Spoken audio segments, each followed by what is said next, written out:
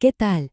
Hoy nos vamos a sumergir en las guías más recientes de la Asociación Americana de Diabetes, las del 2026. Vamos a ver en detalle cómo están definiendo el diagnóstico y la clasificación de la diabetes con los últimos avances sobre la mesa. Muy bien, vamos directo al grano.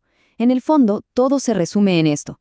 La diabetes es cuando hay un exceso de azúcar en la sangre de manera constante. ¿Y por qué pasa esto?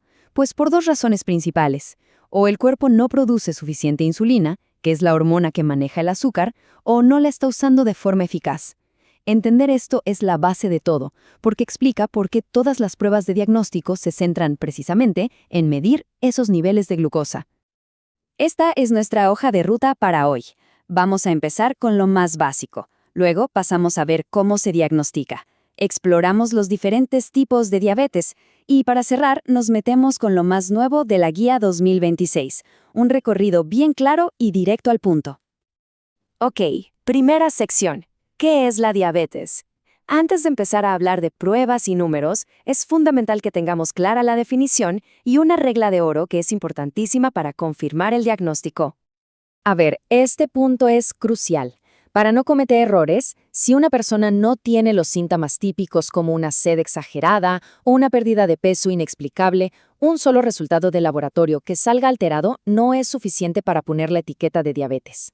La guía es muy estricta en esto. Se necesita una segunda prueba en otro día para confirmar.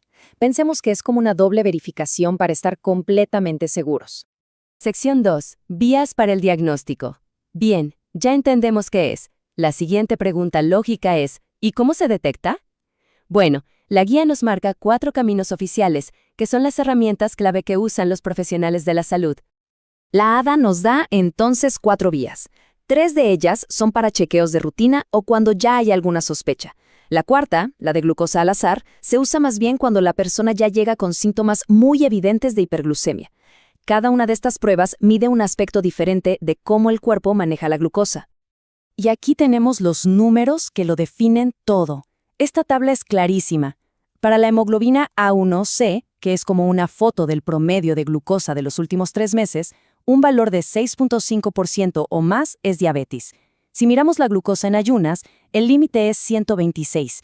Y en la prueba de tolerancia a la glucosa, si 2 horas después el valor es de 200 o más, se confirma el diagnóstico. Pero ojo, fíjense en la columna del medio.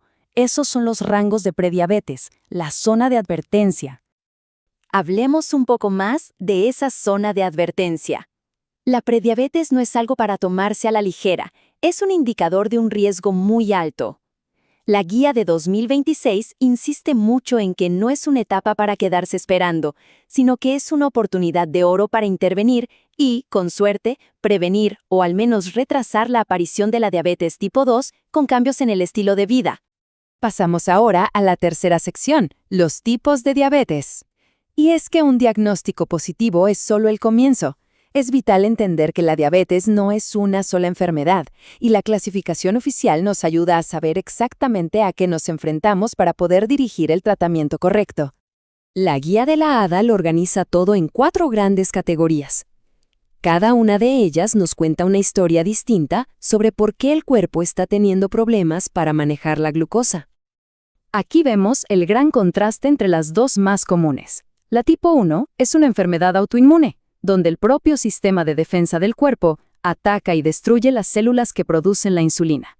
El resultado es una deficiencia total. En cambio, en la tipo 2, el cuerpo sí produce insulina, pero no la puede usar bien. Es lo que se conoce como resistencia a la insulina. Aquí el problema principal no es la falta de insulina, sino su ineficacia. La tercera gran categoría es la diabetes gestacional. Esta solo aparece durante el embarazo y aunque casi siempre desaparece después del parto, actúa como una señal de advertencia muy importante. Aumenta el riesgo de que tanto la madre como su bebé desarrollen diabetes tipo 2 en el futuro. Y para terminar, tenemos esta categoría que es como un cajón desastre, agrupando causas menos comunes pero muy específicas. Aquí entran desde formas genéticas raras como la diabetes Moody hasta la diabetes que aparece por otras enfermedades, como la fibrosis quística o incluso por el uso de ciertos medicamentos. Y llegamos a la última sección, las novedades de la ADA para el 2026. Aquí es donde vemos cómo evoluciona la ciencia. cuáles son los cambios más importantes y hacia dónde se está enfocando la práctica clínica ahora mismo. Aquí tenemos un resumen de los cambios más relevantes. Hay un énfasis tremendo en la detección temprana. Por ejemplo, ahora se busca activamente la diabetes tipo 1 antes de que aparezcan los síntomas. Esto se hace buscando unos marcadores en la sangre, los autoanticuerpos, que son las pistas de que el cuerpo está atacando al páncreas. Esto es un giro radical, porque abre la puerta a intervenir mucho antes. También se insiste en ser más rigurosos con las pruebas y en tener una visión más completa del paciente desde el principio. Ahora, esto es algo realmente interesante en esta actualización, el foco en la diabetes provocada por medicamentos. Con el auge de tratamientos contra el cáncer tan modernos como la inmunoterapia, se ha visto que más gente desarrolla hiperglucemia como efecto secundario. La Guía 2026 ya nos da recomendaciones específicas para manejar esta nueva realidad. Esto nos muestra cómo avanza la medicina. Creamos tratamientos superpotentes contra el cáncer, pero al mismo tiempo tenemos que aprender a gestionar sus nuevos y complejos efectos. Y todo esto nos deja con una reflexión final. Todas estas actualizaciones, desde detectar la enfermedad antes de los síntomas hasta clasificarla con más precisión, apuntan a un mismo objetivo: identificar el riesgo mucho, mucho antes. Y esto nos lleva a la pregunta: ¿estamos finalmente en el umbral de una nueva era de verdadera prevención en la diabetes? El debate desde el